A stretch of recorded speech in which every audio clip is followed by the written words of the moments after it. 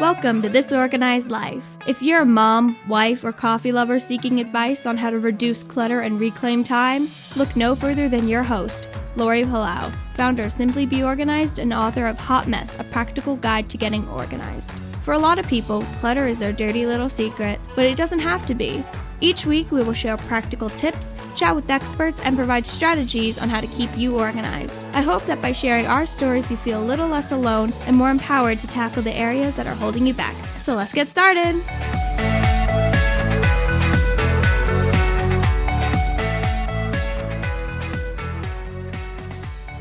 Hi, everybody, and welcome to today's episode of This Organized Life podcast. I am your host, Lori Palau, and I am very excited that you are joining us today. So if you're listening to this live in real time, it is the end of May. Spring is here, and could not be happier here in the Northeast. And we are coming today. If you've been listening to our show for a long time, you know that we've been running these partner spotlight episodes, and I've been trying to feature at least a partner a month, if not two a month, to showcase some of our other professional organizers that are out there that are doing amazing things, to also learn from them, let you guys learn from them, and to just help inspire people. So if this is maybe an industry that you've thought of, is this something I could actually do for a living? Or how do I make that transition? Whether I've been a stay-at-home mom or been working in a 9-to-5 job, we want to be able to provide options for people. So depending on where you are in your life, hopefully you're going to find some sort of value out of this episode. And at the very, very least, you are going to be entertained by my next guest because I just adore her. Joining me today is our partner in Columbus, Ohio, and her name is Kelly Beutler. She's been with us forever, and I've actually had the pleasure of just watching, like having a front row seat, watching her business just grow and evolve. And she really, anybody that follows professional organizers on social media, she's got an amazing, beautiful Instagram page. And a lot of people really look to her for inspiration. And she's also a mom of 2 boys, and she's generously hidden out during their spring break to record this episode.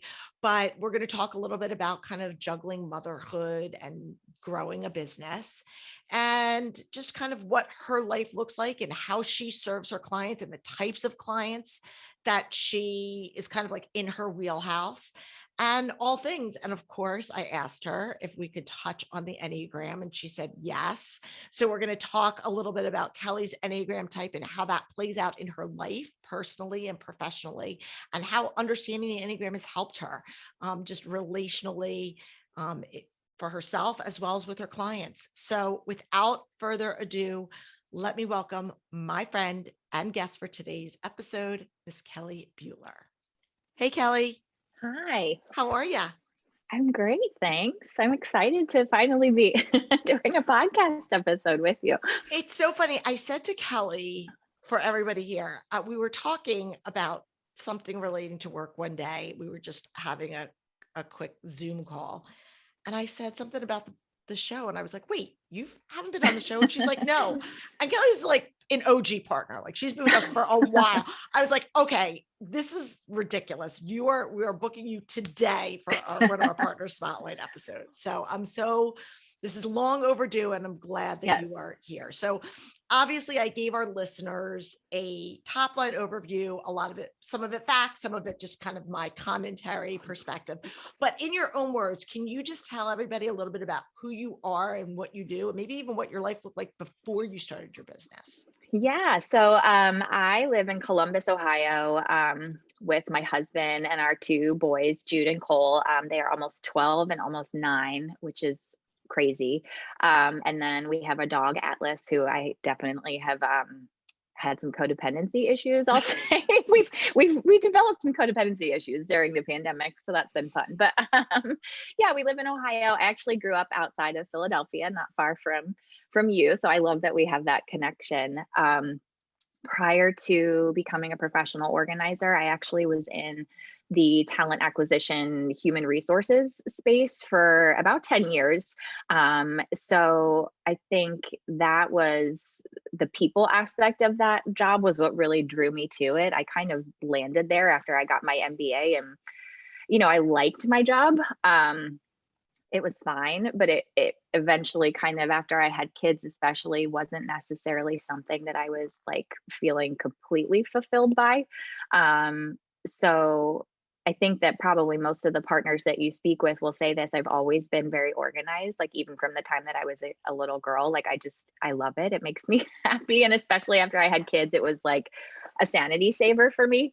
And a way that I would kind of relieve stress from this job that I didn't love is I would come home and like on the weekends or whatever, we would be doing little organizing projects around the house and things like that. So I knew that it was something that I enjoyed personally, but then kind of in the early days of Instagram, I had followed a few organizing accounts and blogs and things. And there really was one day that I truly just had this like aha light bulb moment that this is something that people could get paid to do for a job. So that was like huge for me. And I knew that it was something that I wanted to pursue at some point.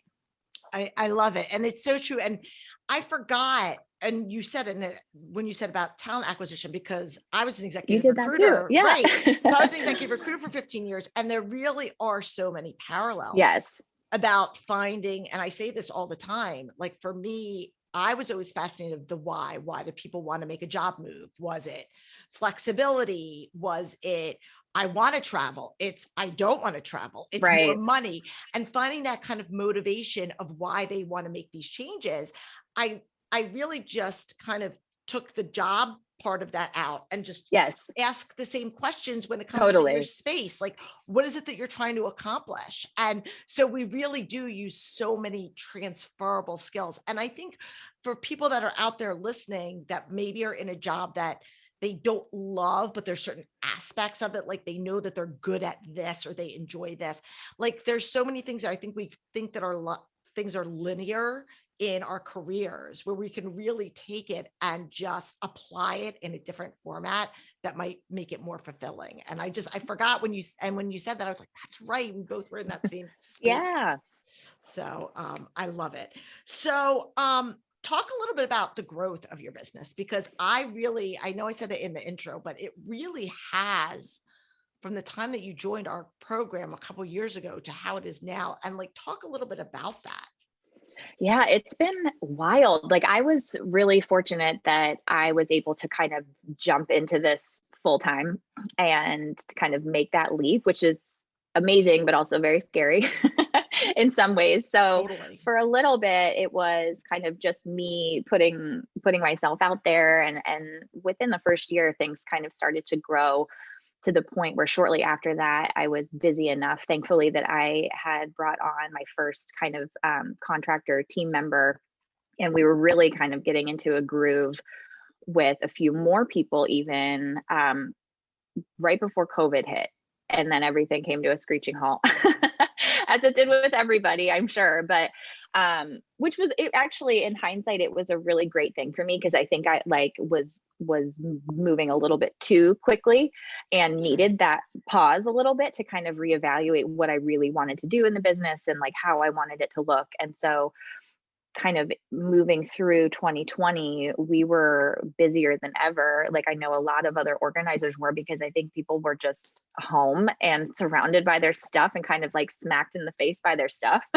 Yeah. And not able to just like breeze by on their way to work and kids' activities and school and all of that. So there were so many people that were looking for help during that time. And around that time is actually when we started to also get into the unpacking side of things, because again, a lot of people moved during 2020, 2021 as well. Yeah. So that was really, we had an opportunity to unpack a former client who I just adore. And that was kind of the first way to dip the toe into that world. And right away, I knew that I was like hooked, and I just loved those types of projects. And so that has become a big aspect of what I do in my business as well. It's just a totally different beast from the kind of regular organizing piece of things.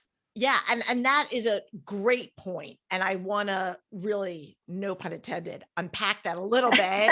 I know that was like a bad joke, but I do want to talk about it because, again, both for people who are listening that might not think of hiring a professional organizer for this, or for somebody who's thinking about making this a business, understanding, I love, again, and I've said this a million times, the spectrum that our industry provides. Mhm. You know, we had Sarah Sailors on our show a couple months ago, and she specializes in closets and editing closets, not the systems of closets, but doing like branding yourself and editing. And then we've got, you know, other people that specialize in, you know, working with small families or working with downsizing clients. Right. Working with moves, either on the pack or unpack, is also another area.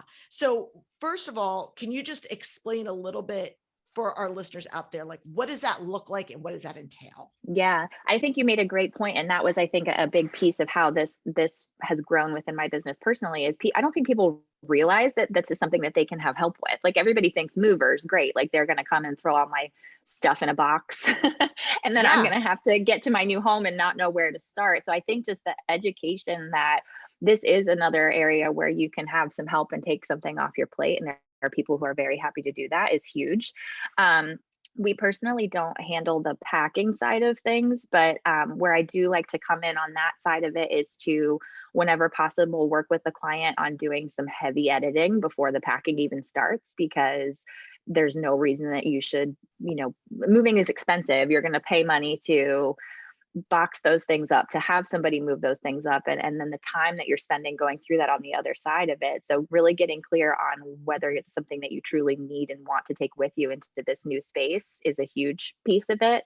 And then the other side of it is we, you know, will show up day one when the movers arrive, with all of our box cutters and you know, help direct the movers to different rooms if we need to. And truly, just like it sounds, like we are opening every box and unpacking every box and getting things where they need to go in each of these individual spaces. We talk a lot with the clients beforehand about the areas that are most important to them. I like to always start in the places that are going to help them feel the most settled as quickly as possible. So kitchens, bathrooms, if they have kids, we'll dive right into like a little playroom setup. And even if it's not, you know, completely full out on that first day, at least we want to give them something so that they can feel at home. So we talk a lot about priorities space-wise with clients in that sense as well. But there's a lot of moving parts. Yeah. No, absolutely. And I kind of, this part of putting you on the spot a little bit, but I'm confident you can answer this question. So for people that are out there, because again, and we've done episodes on moves before, and I think they're really helpful because, you know, not everybody is in a position to hire somebody to help them. Mm-hmm. And so whether it's somebody that's doing this by themselves, like, well, I'm just, you know, maybe I'm getting my first job and I'm moving somewhere, or I'm moving, our family's relocating. What are a couple of your maybe principles or just action items that you could give to people from a broad stroke perspective if they're looking? Because before you answer that, one of the things that I see a lot, I'm sure you've seen it too, is when you go into a person's house to organize, forget the move part aside, and you see like things aren't necessarily zoned or laid out the way that you would think would be most efficient. And I've had people, I just had a conversation with somebody last week, and they said, well, like when I moved in 8 years ago, this is where we put it, and we just kind of left it there. Right. And I'm not saying that to like shame anybody or make fun or judge, but there are so many people that, again, it's like, it just kind of ends up there and they don't give it a second thought. So my question is, what is some advice for people so that they can kind of start off on the right foot? Number one, and this is free, which is great. Yes. Going back to it's so important to edit before you even move. That is without a doubt one of the biggest key factors, I would say, is really to ask yourself those questions about whether this is going to be worth your time and your effort and your money to take this particular item, whatever it is, or a category or whatever, into your new space. which is time intensive. I get it. It can be, you know, there are a lot of things that go into a move anyway, but I promise you that you will feel so much better if you can take some of that weight out on the front end. That's a big one. And then I would say also to really, like, if you can, go into the space as a blank slate and think about the layout of your kitchen or the layout of your bathroom, and especially the places that are really impactful to your daily routine, and think about how you're going to flow through the morning. Do you like to have, you know, your coffee first thing, or make a smoothie or whatever? What are the things that are important to you in each of those spaces, and kind of work backwards from there when you're looking at a particular cabinet or drawer or whatever. You know, this is your opportunity with a blank slate to really, you know, optimize for how you want your day to go. So that's also, again, luckily a very easy, hopefully, free thing that people can do. That's a great tip also for people if they're thinking about doing a renovation. Yes, as well. totally. Because I do that if someone's like, oh, I want to redo my kitchen, or I want to redo the bathroom, or whatever we're going to do. And I think about, like, how do you function? Like, if you have to make your kids lunch, where are you going to do it? Where are you going to do the, you know, so they're move things, but they're also, even if you're not moving and you're just making edits and changes or renovations in your space, think about how you want that space to work for you. How can it work for you? Right. Exactly. As opposed to making it more difficult. Cause I think we get hung up in just the aesthetic a lot of times, or we just want to get it done, and we're not really thinking about the strategy of why we're doing it. Right. I love that. I'm sorry, I interrupted you. Was there anything else? Or no, those are good. Yes. I love it. So, totally lost my train of thought. So when your clients, because I really want to talk about this editing part of it, of people, because especially when we talk about moves, for a lot of times people are stressed. There's so many moving, again, no pun intended, so many moving parts. A lot of times it's, even if it's a good thing, maybe it's a positive job change, or maybe you're retiring and you know, there's just a lot of things. And so taking that inventory of, like, am I going to need this? A lot of times people will be like, I'll deal with it on the back end. I don't want to deal with it now. So that procrastination comes into play. What's your advice for getting people to really dial in to that editing piece? I think, well, and in any project, I think having them be really clear on their why, like you mentioned earlier, is so, so important, because when things get hard, when things get frustrating, and they just kind of want to shove it and deal with it on the other end, being able to come back to why you're thinking about this in the first place is huge. You know, how do you want your home to feel? How do you want your home to look? How do you want this process to go? What is the reason that maybe you're considering doing this in the first place, is huge. And that's something that with every project that we do, not just with the unpacks, we really spend some time with the client talking about their why. And I actually also have them put it in writing because it's good to, it's one thing to kind of like talk it through, to revisit it, but when they can kind of get it out of their brain and onto a form or paper, whatever it is, just jot it down so that, you know, in those moments where you're ready to like throw in the towel a little bit, you can kind of refocus yourself and come back to that. Totally. I love that. And again, that's like just a simple little tip that you could do at home of going, well, and I see it a lot. Doesn't have to be bigger spaces that have like a lot of moving parts, like a basement or a garage that does a lot of double duty, where it's very easy to get overwhelmed, and just like tape it to the door, tape it to a window, the mirror of like, this is it. Because at some point in the process, especially if it's emotional for you, it becomes overwhelming, you know? And so having that something in writing to look back on helps make it, like you said, redirect you. So I love it. We're going to take a quick break. I want to come back, want to talk a little bit more about you personally, and we're going to talk a little bit about the Enneagram. Are you cool with that? I'm great with that. All right. Awesome. So sit tight. We will be right back. Kelly. So, you know, obviously I do a lot of work around the Enneagram, specifically as it relates to clutter and organization, because I think there's so much value in kind of understanding how we're wired and how that shows up when it comes to organization and Yes. clutter, and so I said to you, can we talk about this? And you were like, sure. So you're an Enneagram 2, is that correct? I am a 2 to my core. Yes. You're like I always say, I'm an 8 with an 8 wing. Like Yeah. I am an 8, like in the textbook definition, I'm an 8. And so you're a 2. So for our listeners out there who are not, overly familiar, can you just explain to them a little bit about what an Enneagram 2 characteristics are? Sure. So 2s are the helpers. We love people and we love being of service to people. We want to be needed and appreciated. We're very empathetic and good listeners. I guess you might say kind of like the people pleasers. We thrive on being able to be the problem solver and be there for others in our lives. And like I always said, when I first learned about the Enneagram, I was like, who doesn't want to be a 2? Like they're the, you think like they're like the Mother Teresa's, and I don't know what Mother Teresa's type was, but they're like what you think, like, yeah, exactly. But they've such amazing qualities. So, and they're also, for anybody that's out there that is like really interested in the Enneagram, so they're in that heart triad. So you lead with feeling, right? So there's 3 centers: thinking, feeling, and doing. We all have one that's we all have all 3, but one's dominant.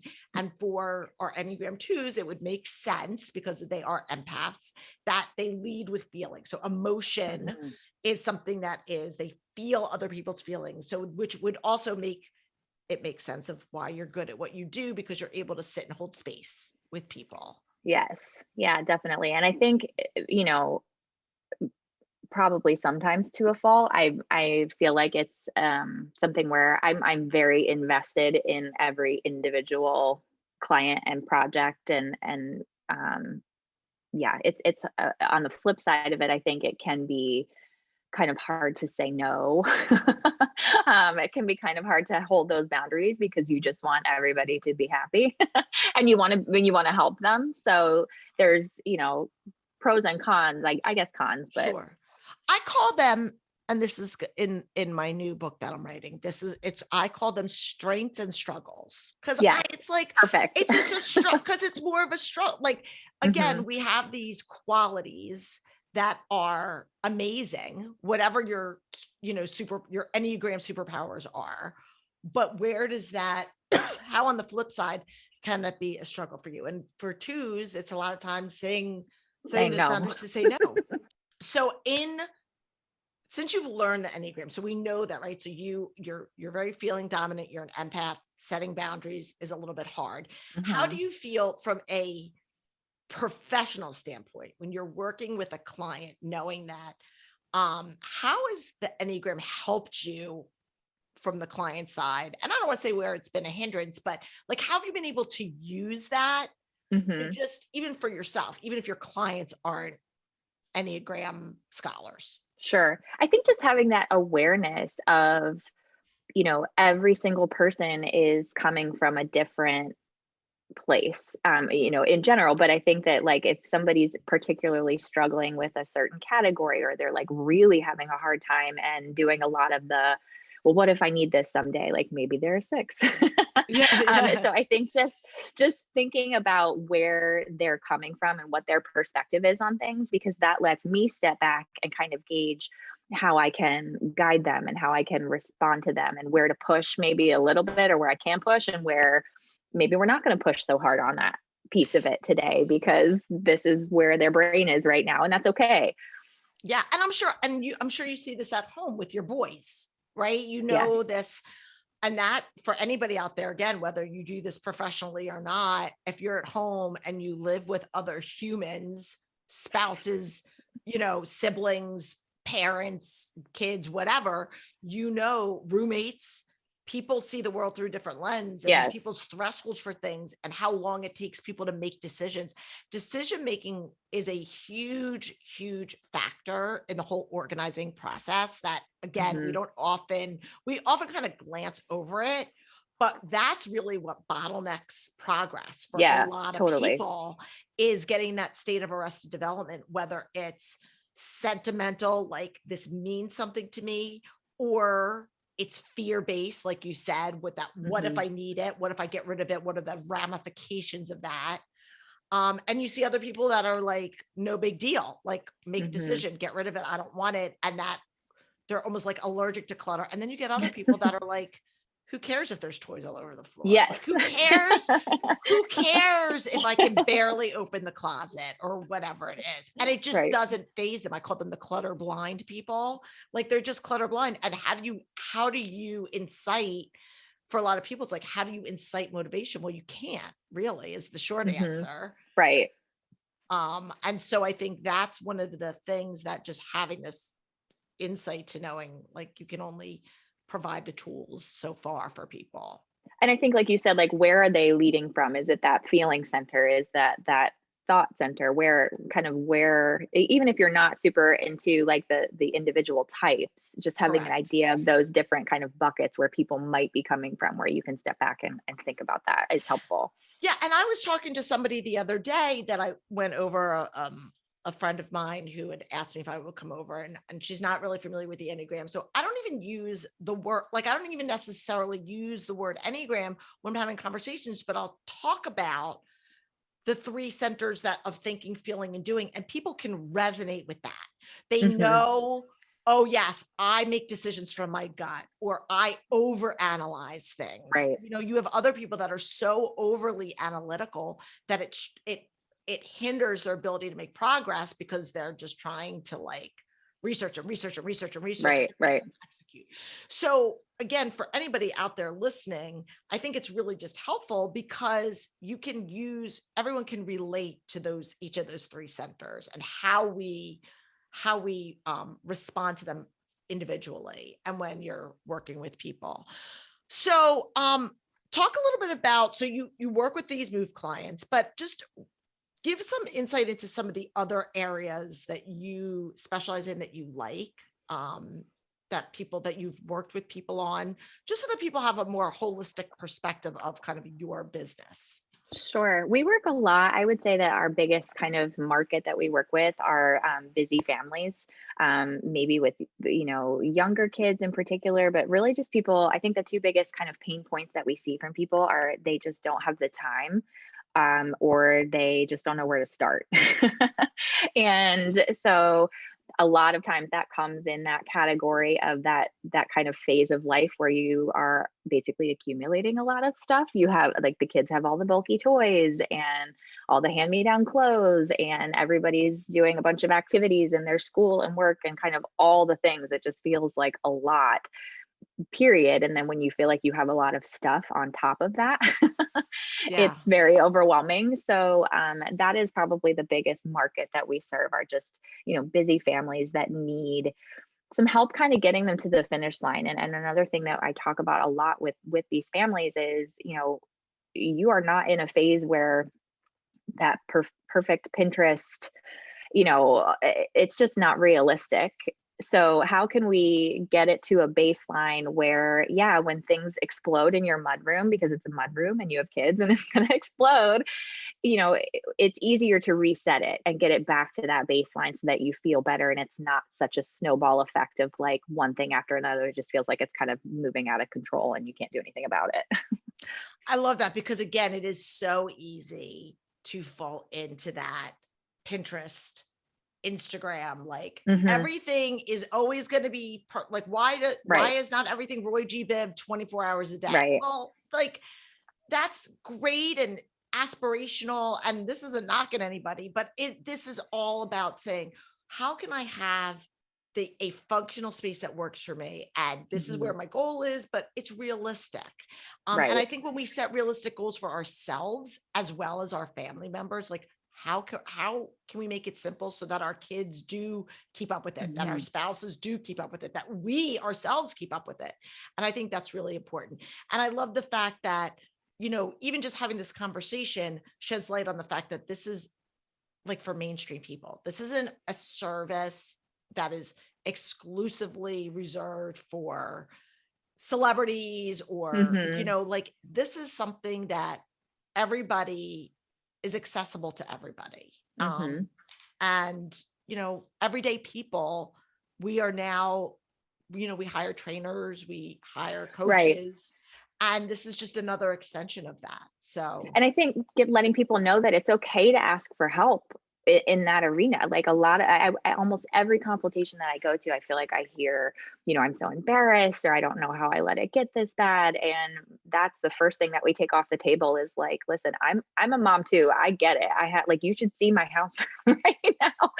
Right. No, but everything is transitional. Nobody's house is perfect. And there's no shame in that. And how can it's not about making it, perfect or making it, over the top. It's about how can we make it feel better for you, first and foremost. And everybody should have access to that for sure. Yeah, no, I love that. I love that. So on that note, let our listeners know, where can they go to learn more about you? If they're in the Columbus area, how can they connect up with you? And if they're not, how can they find you on the interwebs? So my website is thejoyfulsort.com, and on social media, I would say I'm most active on Instagram and Facebook, and those are both at The Joyful Sort.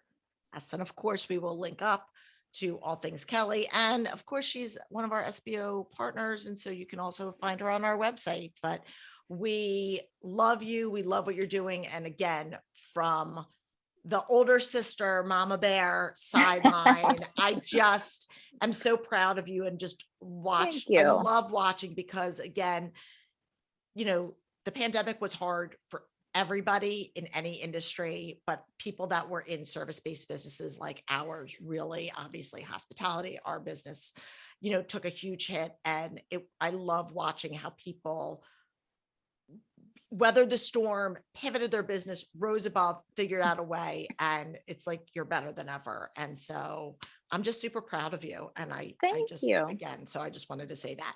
All right, we're going to take one more quick break. And then when we come back, I am going to just put you in the hot seat for our wrap-up questions. So sit tight.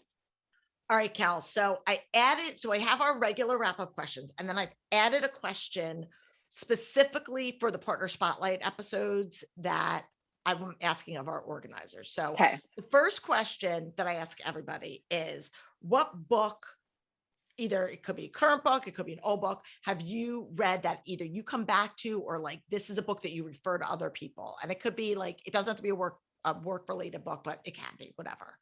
So I actually have, this is funny. I was looking at going through it, trying to clean up my camera roll on my phone this week. And I have a picture of my Kindle of a book that I read back in 2017. It's actually called, it's by Nora McInerney, and it's called It's Okay to Laugh, Crying is Cool Too. And it's about like people who have kind of weathered life changes, and maybe hits a little bit more on the grief side of things in particular, which is not why I read it. I just think she's hysterical. But basically the quote, I had highlighted this quote, and it says, the world will keep spinning and your life will get a little bit better every time you give up on the things that are taking you away from your one wild and precious life. And when I read that, that was like right at the time when I was like really unhappy in my job and like debating whether I should jump into this, organizing world and start my own business. And that just was like a gut check in the best possible way. And I come back to that so much because, it's something that I can also translate to working with clients. Again, going back to like, what is your why? Like, how do you want to feel in your life, in your day to day, and what's important to you? So I loved that book because it's funny, but it hits on some really kind of deeper things and really makes you kind of step back and look at your life in a different way, I think. I love it. I am going to go buy it. And so this is, again, it's why I love this question, because I get such great book recommendations. So I love it. That's awesome. And it's an amazing quote. And I think it's really great. So thank you for that. Okay. So here's our question that I'm asking of our organizers, because everyone wants to peel back the curtain and see what's going on with the wizard. So right now, and we're not product pushers, obviously, but we know that sometimes we love a good organizing product or tool. So right now, what is like your go-to? What are you loving? iDesign. I'm actually a brand partner for iDesign, which I genuinely, we use their products on almost every single project that we do, but they in particular make these amazing expandable dividers, drawer dividers, that I love so much because it's such an easy way to get some containment and division in a drawer or a space like that without feeling like you have to do like 10 little individual things. Or what material are they made out of? They're I think they're like a clear acrylic or like a plastic, actually. And so they expand. There's different heights depending on your drawers, and then they expand so that you can like lock them into place, and then they sit really tightly. So like, for example, in my kids' dressers, they have like one big drawer, two big drawers, and within that big drawer, I pop two of these dividers in, and so then their PJs go in one, and their t-shirts go in another, and their pants go in another. So it's not overly complicated. It's just a really great, easy kind of win. I think to feel better. Yeah. Right, you have to send me the link so I can put a link to that in their show notes. And if you're a brand partner of them, we want to make sure that we give you your little affiliate link for giving them a shout out on that. So, yes. And I just love that question again, because I feel like people are always looking for, not that your products are always going to solve your problem, because again, the editing is first, people, but sometimes there are situations where products do come in handy. So yes, absolutely. Okay.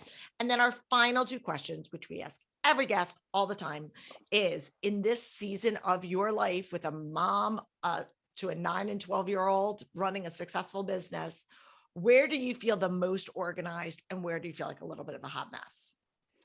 I would say I'm most organized with my calendars, plural. Yes. I live and die by my Google Calendar, and everything's color coded, and I have one for the business and one for home, and everybody has a color, and I check it multiple times a day. It's like a security blanket a little bit, where I'm like, okay, I know what's coming up. I know what's going on this week or tomorrow or whatever. So I do pride myself on that. I feel pretty good about that. I am a little bit of a hot mess for sure with my digital clutter. Okay. I mentioned my camera roll earlier and trying to clear that out. I have like over 5,000 photos on there right now. And they're all like, you can tell when we're really busy, because I'll just be scrolling looking for a picture of my kids, and it's like three different kitchens, and it's like everybody's like drawers and cabinets. And I was like that the other day. I went to post something and I was like, wait, let me just, and I was like, oh wait, that's a closet. Oh wait, that's a kitchen. Let me just scroll. Yeah. So I am a hot mess with digital clutter and photos. Like, I've been trying to get our personal photos like cleaned out and like make a photo book and get them. I've been trying to do that for literally probably like 4 years. Like, I couldn't even get it done when we were stuck at home in 2020. So I'll get there, but I'm okay with that. I know it's hard. And listen, again, we're all human. We all have areas where we're like thriving and other times when we're not. And there'll come a time when you can either sit down and do it, or you decide you're going to outsource some of that. And pictures are always hard because they're hard. They are personal. So it's not like you can necessarily say, oh, this is deleting, whatever. But anyway, well, thank you, Kelly. I really appreciate this. And I appreciate you coming on our show. I'm loving this series, and I hope you guys are too. Shoot us a DM and let us know. If you're thinking about becoming a professional organizer and want to learn a little bit more, we've got an incredible program, our SPO partner program. We have over 35 professional organizers all over the globe, like Kelly, who are in all different stages. Some people are newbies, some people have been doing this for 10 years, anywhere in between. And we just are here to help support, mentor, and help you grow your business. And we just love doing that. So we'll make sure that we include a link to our partner program in our show notes, which is on our website. And if this is your first time tuning into our show, make sure to click the subscribe button, because we love having you here, and you can go back and listen to any back episodes of other partners or other topics that we've talked about. And we are here every Thursday. So until next week, I am Lori Palau. Peace out. Thanks for tuning in. If you like this episode, please spread the love by sharing it with your friends. And if this is your first time tuning in, make sure to click the subscribe button wherever you are listening so that you never miss an episode. And while you're there, please leave us a review so other people know that our show is worth a listen. Head on over to YouTube and make sure that you follow us there as well. We record interviews, videos, and conversations with all of our guests. And again, if you want to learn more about our product offerings, feel free to visit us at simplybeorganized.com, where you can connect with